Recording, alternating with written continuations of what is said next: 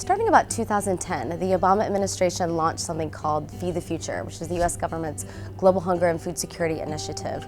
The U.S. government has since invested about $5.6 billion in Feed the Future focus countries. They selected 19 countries to really get at the heart of the root causes of extreme hunger and poverty. So we selected Tanzania to look at on the ground how is Feed the Future working. And the reason we chose Tanzania, which was out of the 19 focus countries, there are 12 in Africa, but Tanzania receives more Feed the Future money than any other Feed the Future focus country. So they've received a total of about $330 million, and that's a huge increase from what they saw before. 2008, there was about $2 million going into agriculture. So we wanted to see and really track the promises of what this kind of investment has really meant for Tanzanians. When we were on the ground, we met with dozens of smallholder farmers who were receiving direct assistance from Feed the Future programs. One of those was Amina Omega, and Amina has quadrupled her crop yields and her tomato crop through things like drip irrigation and trellising and just simple good agricultural practices was able to increase the quality of the produce that she was cultivating. We also met Johannes, and Johannes was making 5 times the amount of maize that he was previously, again, thanks to good agricultural practices that he was learning through a Feed the Future funded program. One of the most favorite things for me on the trip was meeting a group of community members out in an area called Morogoro. It was outside a health clinic, and they were introducing themselves to me as a 1,000-day grandmother or a 1,000 days father.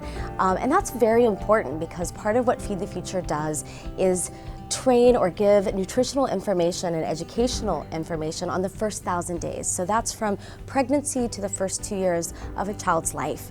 And the nutrition that a child gets during that time is irreversible.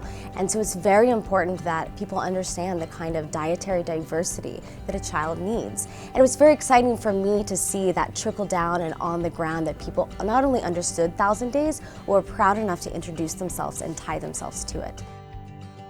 Some of the barriers to success for smallholder farmers are they need better inputs like seeds and fertilizers. They also have issues with getting to market. So you have weak infrastructure, weak roads, weak irrigation systems.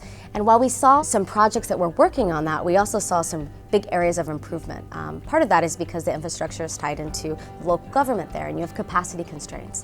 Another area that we saw that was very interesting to look into is the Southern Growth Corridor. So that's a section of Tanzania where Feed the Future and U.S. government programs have concentrated. Sometimes 90% of its programs are focused in that area. And in that area, you have some enabling environment issues or poor policies. You also have capacity constraints of people who are working to increase and advance private sector engagement in that area. So I think there's definitely some room for growth among collaboration and communication, both within the U.S. government and its partners, but also with the private sector and with other donors and the government. The CSIS Global Food Security Project just launched a really exciting report called Tracking Promises. It talks about our trip to Tanzania. It talks about some of the interagencies successes and challenges that we saw amongst U.S. government. It also talks about the Southern Growth Corridor. Most importantly, though, it gives policy recommendations for areas that we think the U.S. government could do even better in Tanzania. So please check out the Tanzania report, Tracking Promises.